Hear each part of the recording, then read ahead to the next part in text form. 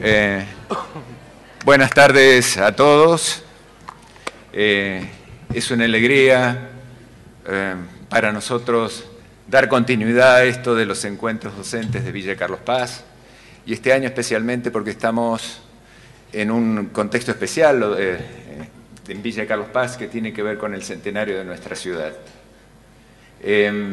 También es importante señalar de que siempre estuvo orientado a esta actividad a los docentes que somos de Carlos Paz, pero este año queremos señalar de que hay otras instituciones de otras localidades aquí presentes también, y le damos la bienvenida, y como hacemos año a año con cada uno de los docentes de nuestra ciudad. Decíamos que le damos la bienvenida muy especialmente aquí a Carlos Escliar, ¿sí? Muy bien. Y antes de iniciar teníamos por ahí una periodista, una gran voz para que nos leyera el decreto de interés municipal y de interés legislativo del Consejo de Representantes, Estela. A ver si no la encontramos, Estela. ¿Lo leo yo? Bueno, no, lo leemos después, ¿sí?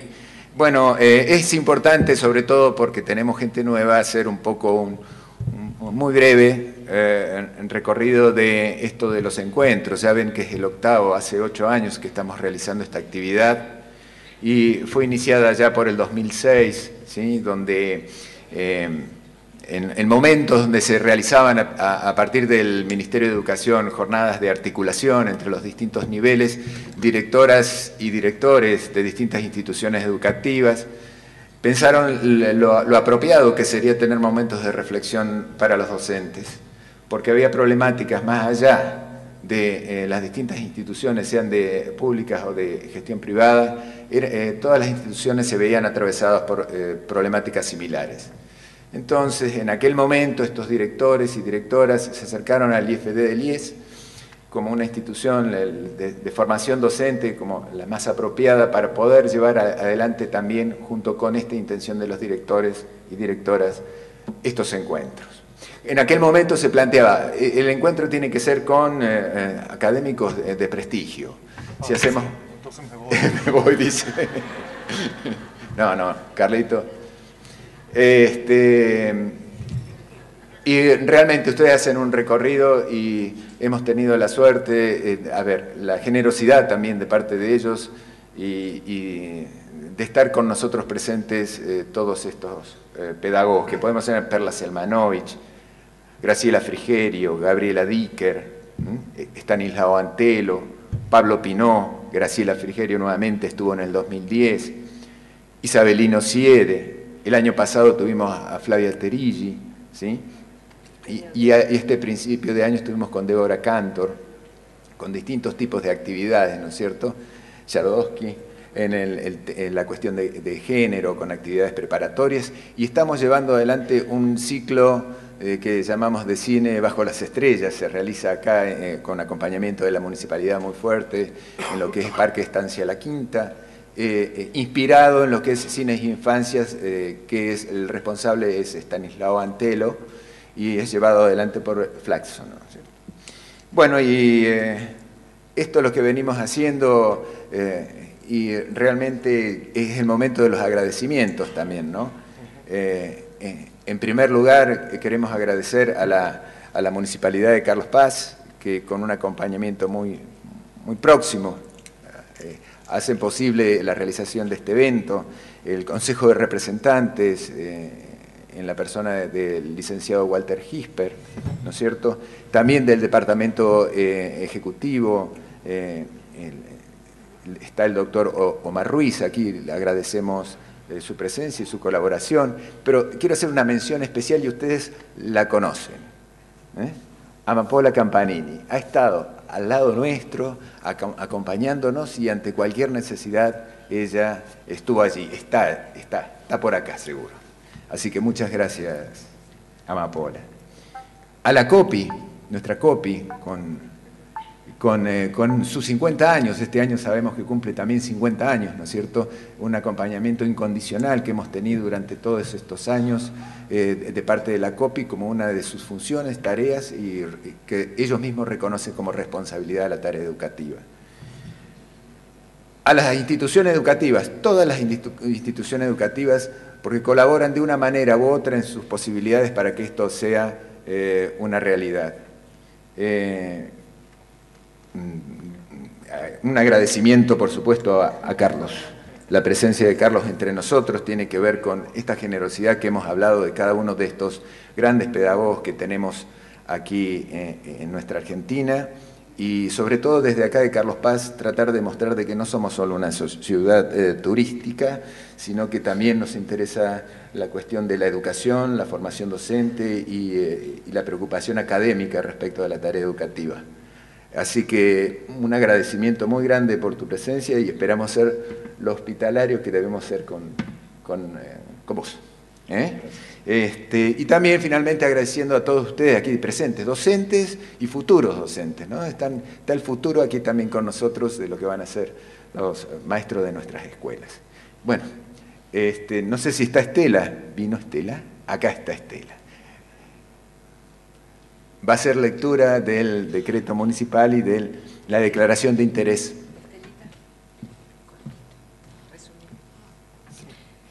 Muchas gracias, profesor. Visto el expediente número 110.315/2013, mediante el cual el Instituto de Formación Docente del IES de nuestra ciudad, en representación de un grupo de escuelas de gestión pública y privada de esta comunidad educativa, solicita se declare de interés municipal y de interés legislativo la actividad central del 8º Encuentro de Docentes de Villa Carlos Paz, considerando que tal encuentro tendrá lugar el próximo 18 de septiembre y desarrollará la temática Leer y escribir en tiempos sin lecturas ni escrituras, a cargo del reconocido pedagogo, investigador y escritor argentino, doctor Carlos Esquiliar, que sus planteos se dirigen a interrogar los procesos de traducción que realizan las escuelas y los docentes desde las políticas públicas hacia las prácticas pedagógicas. El intendente municipal, en uso de sus atribuciones, decreta, artículo 1, declarar de interés municipal el 8º Encuentro de Docentes de Villa Carlos Paz, organizado por un grupo y escuelas de gestión pública y privada de nuestra ciudad, y el Instituto de Formación Docente del IES, el que se llevará a cabo en esta ciudad el día miércoles 18 de septiembre de 2013, en un todo de acuerdo a los considerandos del presente. Artículo 2, dar oficialmente la bienvenida a esta ciudad de Villa Carlos Paz, en el marco de los 100 años de su fundación, al doctor Carlos Esquiliar, quien tendrá a su cargo la disertación en el marco del encuentro anteriormente descrito. Artículo 3, la Secretaría de Educación, Desarrollo Social y Derechos Humanos y el área de prensa y los interesados tomarán conocimiento de lo dispuesto precedentemente. Artículo 4, protocolícese, comuníquese, publíquese y archívese. El Consejo de Representantes del municipio de Villa Carlos Paz declara de interés legislativo al 8º Encuentro de Docentes de Villa Carlos Paz. Fundamentos: que tal encuentro tendrá lugar el próximo 18 de septiembre y desarrollará la temática Leer y escribir en tiempos sin lecturas y escrituras, a cargo del reconocido pedagogo, investigador y escritor argentino doctor Carlos Esquiliar. Que sus planteos se dirigen a interrogar los procesos de traducción que realizan las escuelas y los docentes desde las políticas públicas hacia las prácticas pedagógicas. Asimismo, se pregunta acerca de cómo diferenciar entre lo nuevo, lo novedoso, lo actual y lo contemporáneo, como también si educar es el arte de transitar por diferentes tiempos, el de los otros, el nuestro. ¿Qué formas toma ese tránsito? ¿Es posible pensarlo aún hoy como un pasaje de lectura o escritura? Que por el gran valor que representa el encuentro de docentes de Villa Carlos Paz para esta ciudad, desde el punto de vista educativo, ya que entre sus objetivos se encuentra el de procurar habilitar un espacio de encuentro para trabajar fuertes procesos que articulan los trayectos de los alumnos de nuestra ciudad, trabajando sobre problemáticas comunes independientemente del tipo de gestión, ubicación geográfica o sector social que atiendan las escuelas. que por lo expuesto, este Consejo de Representantes cree oportuno acompañar todo proceso que tienda a revalorizar y fortalecer la educación en nuestra ciudad.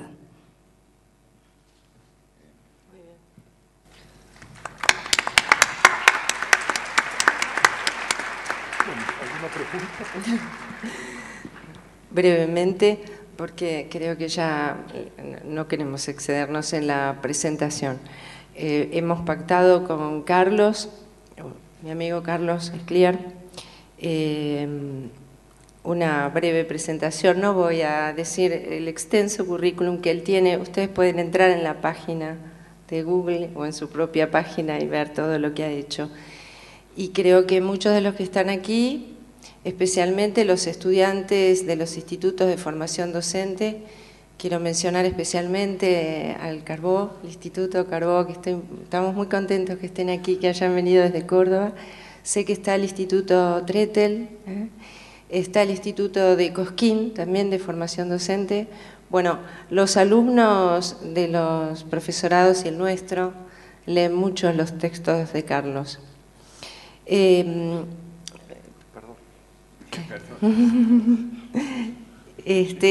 Bueno, Carlos tiene una formación como maestro, en principio maestro de recreación, es pedagogo por naturaleza, aunque sea doctorado en fonología y bueno, sus estudios de postdoctorado son en educación y por supuesto dicta seminarios en es profesor invitado en varias universidades en países como Bogotá, Chile, Brasil, Alemania, España.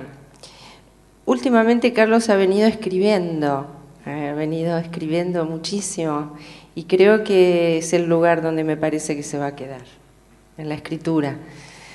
Su último libro, No tienen prisa las palabras, que creo que durante todo el 2012 y lo que lleva de este año te lo has pasado presentando ese libro, ¿no? Es un libro de una inusitada belleza, se los recomiendo realmente.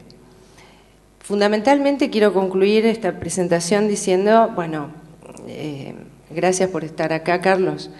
Carlos es una gran persona y es sobre todo una persona muy generosa, porque no es fácil su vida itinerante y sin embargo se hizo una pausa para venir aquí. Así que en nombre de todos nosotros te lo agradecemos. Y ahora te voy a presentar a quienes están aquí. Ah, claro, a cada uno. No cada uno, pero quiero que sepas que se trata de docentes, a lo mejor yo no los conozco a todos personalmente, pero conozco a muchos, y conozco mucho la tarea que hacen los directores de las escuelas de esta ciudad, todo tipo de escuelas, las que son de primera categoría, las que son escuelas rurales, las que atienden los más variados sectores. La tarea de los directores de las escuelas de Carlos Paz es realmente impresionante. Son gente muy generosa y también gente que se ocupa de que sus docentes se formen y estén en contacto con este tipo de actividades. Así que son muy inquietos, a veces les gustan algunas conferencias, a veces no les gusta, pero lo que siempre hacen es venir, siempre vienen a los encuentros. Así que te vas a sentir muy bien con ellos. Y los estudiantes, bueno, son maravillosos, como siempre. Bueno, les presento allá a Carlos. Bueno, vos tenés. Nos quedamos con... Gracias. Bueno, buenas tardes a todas, buenas tardes a todos y buenas tardes a todes. La verdad que luego de esta serie de presentaciones, uno lo que primero debe decir es gracias, por supuesto, pero también preguntarse, como me lo hago a cada vez, a cada momento, si uno está a la altura. Porque en educación esa sensación de nunca estar a la altura de las cosas es una de las sensaciones más humillantes, más dramáticas, más difíciles de sobrellevar. Hace poco conversaba con ex estudiantes, gente de muchas edades diferentes, justamente sobre esta frase, que significó para cada uno de nosotros haber sentido a cada momento el no estar a la altura de las circunstancias, el casi estar, pero generalmente notar que uno nunca puede estar a la altura de las circunstancias y que ese es una de las fuerzas vitales más interesantes. Puede producir humillación, pero también puede producir mucha pasión. Tratar de estar a la altura. ¿A la altura de qué? De ustedes, que quede claro. A la altura de la gente que trabaja de lunes a viernes, muchas en doble turno, a la altura de la gente que no para de formarse, a la altura de la gente que siempre está insatisfecha y tiene como un deseo ferviente de seguir leyendo, de seguir estudiando, de seguir pensando.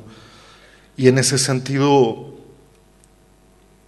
luego de la gratitud, lo primero que se me ocurre es decir, ojalá esté a la altura de ustedes.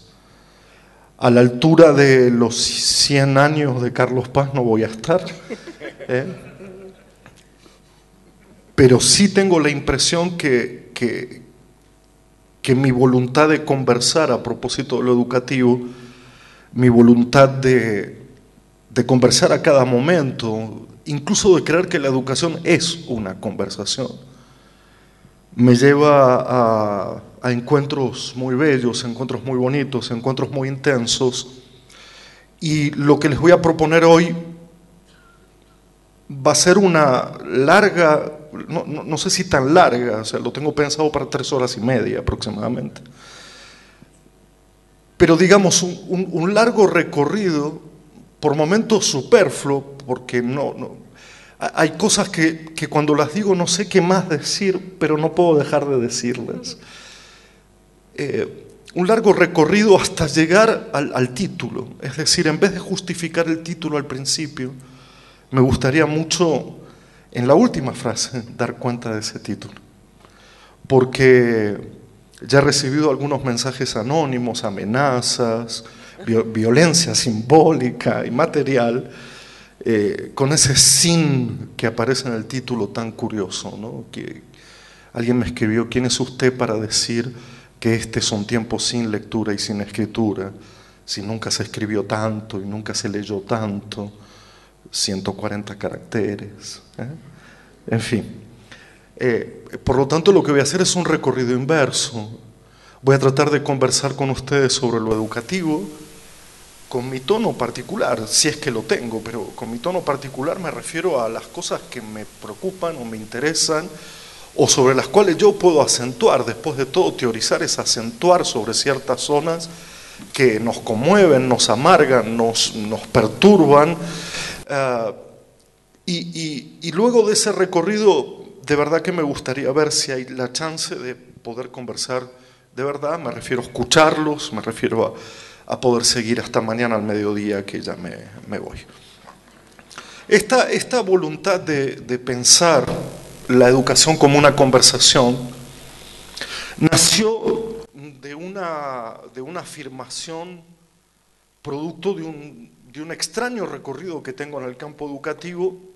Extraño me refiero a que empecé efectivamente como maestro recreador, pero después trabajé muchísimos años en educación especial. Trabajé también en experiencias en el extranjero, experiencias muy extrañas, muy breves, y siempre tuve una única sensación a partir de la cual era posible ponerse a pensar lo educativo. Yo lo había sintetizado en otro tiempo como sin conversación no hay educación. Lo había titulado de esta manera: sin conversación no hay educación, lo que puede parecer un gesto político de alta altura, pero también tiene que ver con un gesto muy pequeño de las prácticas educativas, es decir, entender las prácticas educativas como gestos que conversan, gestos que conversan, o acciones que conversan. Pero con el paso del tiempo, esta idea de que la educación es una conversación, y obviamente una conversación no sobre cualquier cosa, fue creciendo en complejidad, creciendo en experiencia, hasta tal punto que vamos a agregarle uno o dos matices más y pensar que la educación es una conversación entre desconocidos. A mí esta figura del desconocido me fascina particularmente. Soy de los que hablan todo el tiempo con personas desconocidas en la calle, en el Facebook. Me refiero a hablar con desconocidos, quiere decir de alguna manera escuchar la veracidad de otras vidas que no las propias, la presencia de lo que es extraño en apariencia, sin juzgar rápidamente, sin caer en la tentación de que el desconocido se transforme inmediatamente en una figura negativa, en una figura de alteridad, digámoslo así, fantasmagórica, o una amenaza, o un enemigo. Al contrario, lo que intento en esa conversación entre desconocidos es tratar de suavizar esta figura del otro hasta convertirla casi en la figura principal. Cada desconocido que entra en mi vida pareciera ser que es un desconocido que porta, que trae una verdad, o alguna forma de la verdad, o alguna, yo lo llamaría alguna verosimilitud, esas palabras horribles para anotar en los cuadernos. Lo que me parece que hay que agregarle aún todavía más a esta idea de que la educación es una conversación entre desconocidos, es el hecho que esos desconocidos tampoco son cualquiera, así como tampoco es cualquiera la conversación, porque de algún modo se trata de una conversación entre nuevos y viejos. Lo vamos a poner en esta primera afirmación. Quiero decirles con esto que interviene en esa conversación, casi en primer lugar, un primer matiz de tiempo o de temporalidad, si ustedes quieren, donde de lo que se trata es de una conversación que se tensa, a veces de una manera un poco dramática, otras veces de una manera muy hermosa, entre qué es lo nuevo y qué es lo anterior a lo nuevo, y en esa conversación entre desconocidos que encarnan lo nuevo y lo viejo, se produce algo que podemos llamar educación. Claro, ya sobre esta primera afirmación necesito decirles dos o tres cosas que complican esta primera idea. Cuando digo que la educación es una conversación y que sin conversación no hay educación, es porque me imagino la intensa dificultad que atraviesan y que atravesamos en muchas situaciones diferentes, los profesores de escuela media con los jóvenes, los profesores de educación especial o de integración o de inclusión con sus alumnos, incluso la dificultad que tenemos para sostener la palabra o para tener algo para decir, esa enorme dificultad inicial que tiene que ver con que estoy obligado a hablar, pero tengo algo para decir, tengo algo realmente para tomar la palabra y ser autorizado a decir algo en ese sentido para dar inicio a la conversación. Me refiero a que muchas veces, y creo que esta es una época donde más se puede notar esa turbulencia, esa suerte de torbellino que nos envuelve a todos y que nos cuesta discriminar, ¿cómo podríamos plantearnos una conversación entre nuevos y viejos, principalmente, o para iniciarla entre desconocidos? Y creo que el torbellino hoy se da por una suerte de mezcla curiosa, a veces furiosa, que nos marea, entre cuatro, por lo menos, formas de entender de qué hablar, qué es lo que nos importa a la hora de tomar la palabra, o si no tomamos la palabra, qué se nos impone o sobreimpone para ponernos a hablar entre desconocidos acerca de lo nuevo y lo viejo. Y me parece que esos cuatro tiempos, esas cuatro formas de entender la temporalidad educativa hoy, se encarnan en cuatro palabras que son muy simples y que no requieren de demasiado detenimiento allí, pero que cuesta a veces diferenciar, y me refiero a lo nuevo, efectivamente, a lo novedoso, que no es lo mismo, a lo actual, que tampoco es lo mismo, y sobre todo a lo contemporáneo, que tampoco es lo mismo. Es decir, hay como 4 elementos que a veces son temporalidades, pero también a veces son ideas, a veces son lecturas, a veces son escrituras, son formas de conversación, claro. Y lo plantearía de una manera muy directa, la educación tiene que ver con una conversación acerca de lo nuevo, solamente lo nuevo, o tiene que ver con lo novedoso, o tiene que ver con lo actual, o tiene que ver con lo contemporáneo. ¿Qué conversación establecemos allí? Para diferenciarlas un poco, a grandes rasgos, es evidente que lo nuevo estaría hoy protagonizado por un mundo de alianzas entre las tecnologías y las publicidades. Es decir, hay un mundo allí que ha logrado crear una alianza muy particular y ha creado como un sentido común y una idea muy dominante acerca de que lo nuevo, pero prácticamente lo nuevo como lo único, sería esta relación entre el instrumento tecnológico, que ya es un fin en sí mismo, ya no es un medio como lo era en otras épocas, sino además una forma de envase de lo nuevo, de presentación de lo nuevo, que nos relacione con el tiempo prácticamente como consumidores. Esto es, lo nuevo remolca la vida cotidiana. Cuando pensamos que ya estamos en lo nuevo, se nos corre otra vez de lado, porque lo que se mueve siempre es la novedad. Esto que yo llamo lo novedoso, que cualquiera lo puede llamar así, lo novedoso es como el hito de lo nuevo, el hito, para decirlo de una manera, ese objeto, ese símbolo que domina la época, esa novedad de lo nuevo, porque está ahí emparentado. Lo nuevo es esa amplia telaraña entre lo tecnológico y lo publicitario, pero yo diría que lo novedoso es como si fuera el objeto que sintetiza toda esta relación. El móvil, el celular, las redes, la familia feliz, todo el mundo conectado, los perros que mueven la cola aunque no se conecten, pero están en una familia conectada de alguna manera, los niños que seducen a los padres para que todos estemos enlazados de alguna manera, el nuevo aparato, el nuevo producto, el nuevo plan, diría yo, sería como la novedad de lo nuevo, ¿no? La novedad de lo nuevo.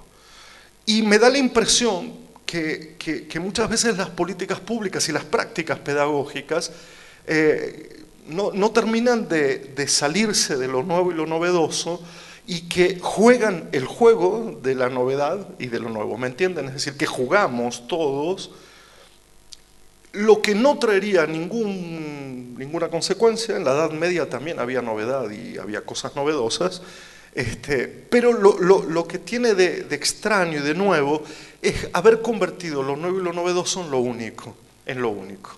Casi como decir que el hecho de que un aula sea virtual o que un aula tenga conexión 100%, daría una garantía de qué. Porque la pregunta acerca de qué conversamos se mantiene. Sigue viendo, y ahora que tomo la palabra para decir qué cosa, ¿no? Es decir, que los escenarios planteados como escenarios únicos siguen sin responder a la pregunta fundamental que sigue siendo para mí: ¿cómo conversar? ¿Cómo conversar? Pero no como conversar de lo nuevo y lo novedoso, sino como conversar del mundo. Claro, cuando uno dice yo educo porque de alguna manera lo que está en juego es el mundo, no es lo novedoso del mundo, sino el mundo como totalidad. Yo sé que es difícil plantearse esto de quiero transmitir el mundo como totalidad, pero el riesgo que hay que correr es entre la mezquindad acerca del mundo o el intento por presentar el mundo lo más intenso y complejo posible. Claro que lo actual no es solo la novedad y lo novedoso, y lo que más me interesaría a mí plantearles aquí como clave para llegar después al tema de la lectura y la escritura es justamente qué nos pasa con lo contemporáneo.